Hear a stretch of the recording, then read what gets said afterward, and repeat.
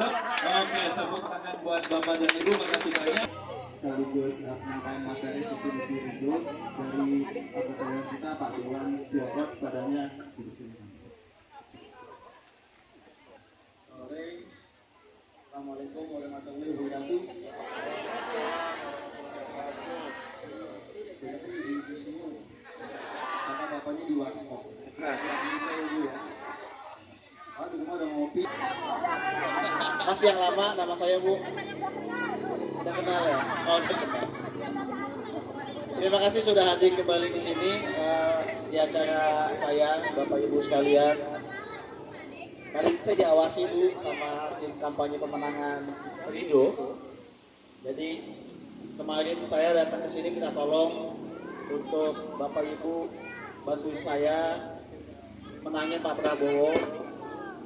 Sekali ini saya kembali minta tolong untuk menangin pilihannya Pak Prabowo. Namanya Ridwan Kamil. Ya Bu ya. Kenapa? Kita punya tujuan biarin anak-anak kita bisa makan siang di sekolah. Benar nggak? Pak Prabowo sudah menyiapkan itu Bu. Tapi kalau gubernurnya bukan pilihannya Pak Prabowo, bukan orangnya Pak Prabowo, bisa terhambat nih Bu. Yang kita perjuangin sekarang ini adalah bagaimana makan siang anak-anak di Jakarta lebih berkualitas daripada di daerah lain. Misal, kalau anggaran dari pemerintah pusatnya 15.000, kita dari Jakarta ingin nambahin 10.000. Jadi satu anak 25.000 bisa dapat susu, ikannya bisa ikan salmon. Itu ya Bu ya. Mau nggak?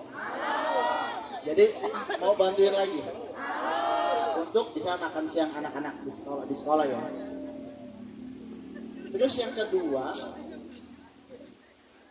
saya nyontek dulu nih Bu, agak-agak lupa nih. Udah lama nggak kampanye. Yang pertama, yang kedua adalah saya mohon maaf Bu, kalau misalnya saya bersilaturahmi dengan Bapak Ibu sekalian, buat om-om yang ada di sini, seolah-olah saya hanya datang hanya untuk kampanye.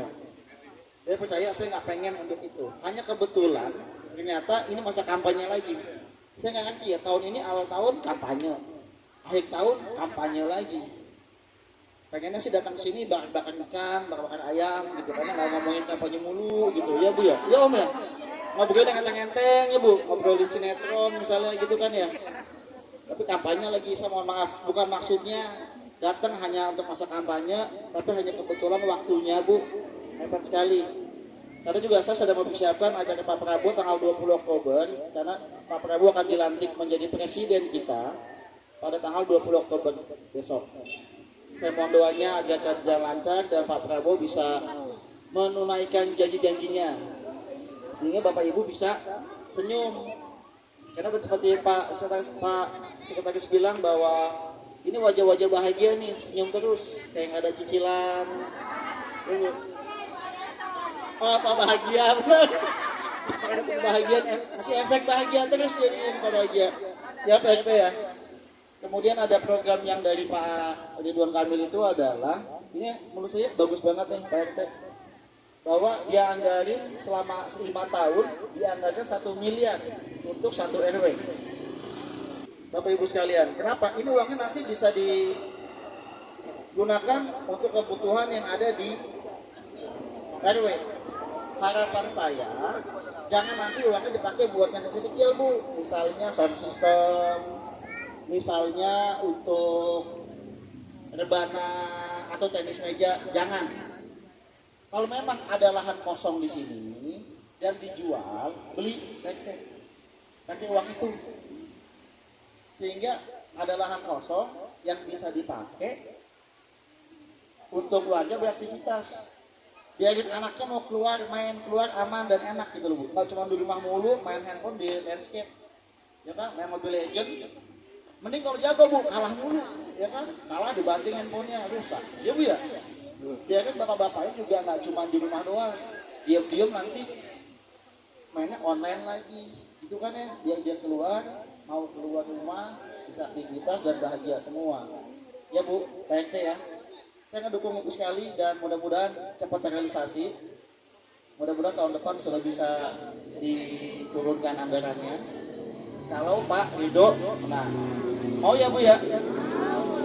Jadi ibu-ibu kan nggak pusing lagi, ada mau ada posyandu, udah ada poskonya enak, balai warga segala macam, pakai dana itu boleh ya.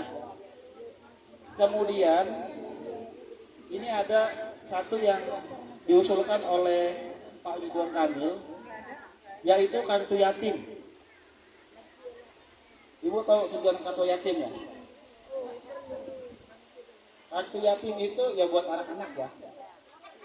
Buat anak-anak, kartu yatim ini kan semua suku, semua agama, kalau nggak punya bapak atau ibu atau peduli pada disebutkan yatim. Benar nggak? Ini kebijakan yang general bagi kita semua, Bu. Pak Sekretaris, ini memang daerah Karo, Pak.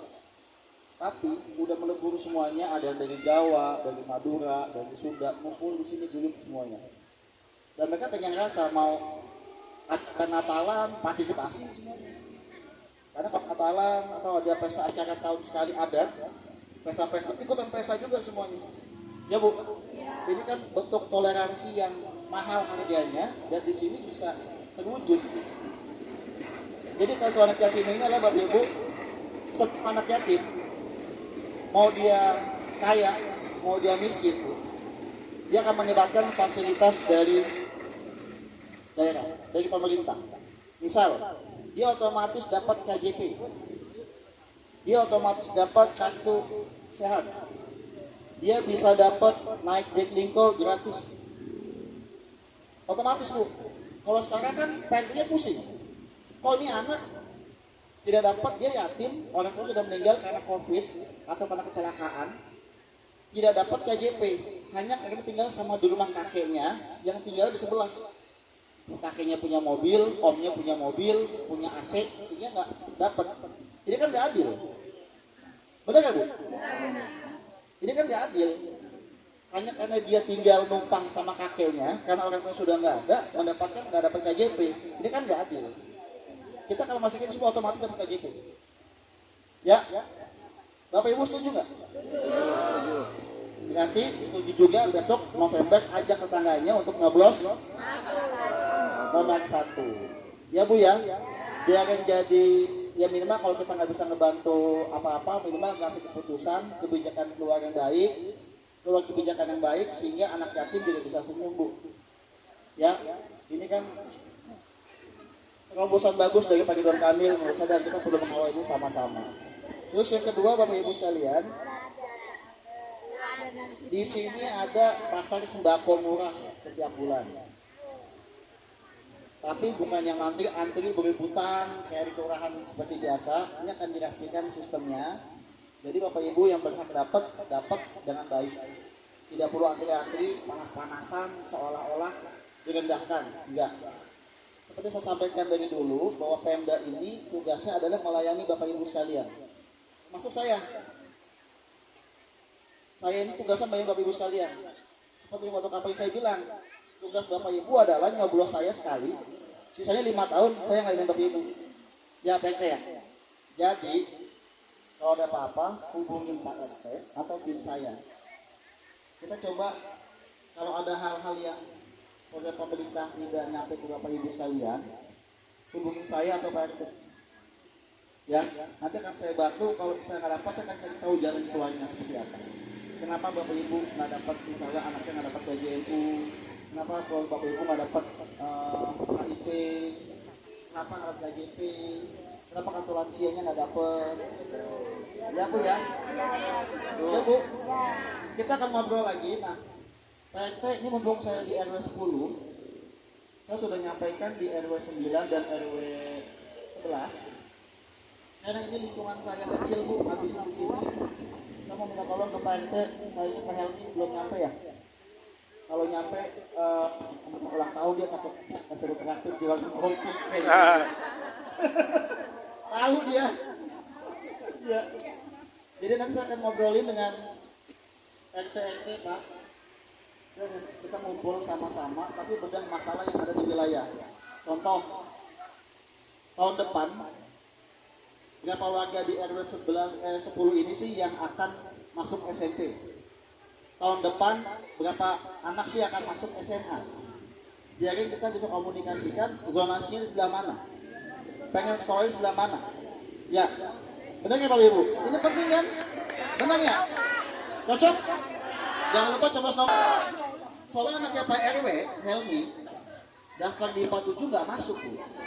Karena zonasinya bukan, sehingga sekolahnya jadinya ke SMA 29. Ya kan? Nah, kasus ini Bu. Ya, nanti saya akan ngomong dengan RT RW, kita akan petain semuanya. Ya, kita akan petain sehingga akan kita ke sekolah terdekat, ke zonasinya yang ini dimasukin. Ya Bu ya, doain ini lancar dan doain RT juga testlog mau ngebantuin kita ngumpul sama-sama. Ini nanti ada lain waktu Pak RT, saya akan undang RT di sini untuk kita ngumpul bareng, mempegang, menggunakan hak veto saya untuk warga di lingkungan saya sendiri. Ya Bu Ibu ya, mudah-mudahan ini aja yang bisa saya bawa. Yang lain baru udah tahu.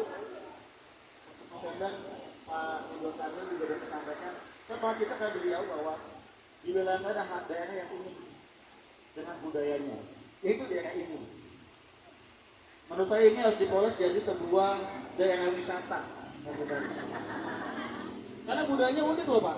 Bu, saya ada teman saya Batak, saya kan lagi nyalon wakil bupati di daerah Simalungun tuh, dapat tugas beliau. Dia tahu daerah ini, itu makanannya enak tuh. Lu pernah ke situ? Saya bilang gitu. Iya, oh iya. Dia tinggal di Cengkareng Bu, kamu tahu daerah ini. Ini kan sebuah kehidupan lokal yang menurut saya, ya ini harus potensi bagus gitu. Daripada itu jauh-jauh, apalagi Pak Ridwan Kamil concern dengan menyediakan tempat wisata di Jakarta. Karena waktu dia jadi gubernur Jawa Barat, dia mendapatkan catatan bahwa setiap minggu hampir 2 triliun uang DKI itu keluar ke Jawa Barat. Contoh apa? Kalau pada wisata ke mana? Ke Puncak, ke Bandung, Lembang, Basra. 2 triliun bisa tahu. Coba bayangin kalau itu duit 2 triliun setiap bulannya, setiap minggunya, setengahnya lah 4 triliunnya stay di Jakarta. Yang dagang cilok makin aku. Ya Bu. Ya kan? Nah itu akan kita jaga dan kebetulan Pak Ridwan Kamil paham dengan masa Jakarta dan dia akan hitung-hitung kita mempekerjakan, bukan misalnya mempekerjakan gubernur, tapi mempekerjakan seorang arsitek, ya kan? Biar dia nata kawasan kita bagus, trotoarnya jadi bagus, ya. Sama kalau desain balai warga yang bagus, kalau dia yang bangun, gitu kan? Doa ini dia lancar. Demikian biasa bagi ibu sekaliannya, juga bagi ibu sekalian, tongkong yang ada di warung kopi, yang bagusin kopinya sih juga mau. Assalamualaikum warahmatullahi wabarakatuh. Selamat sore. Nanti bisa dipertanyakan oleh Pak Dewan. Mungkin terkait program Rindu atau apa segala macam nanti bisa kita pertanyakan. Selanjutnya ini ada sesi seremoni, penyerahan seremoni, penyerahan APK seremoni dari Pak Setioko kepada Bapak Novari Brahmana. Padanya dipersilakan untuk Bapak Fahri.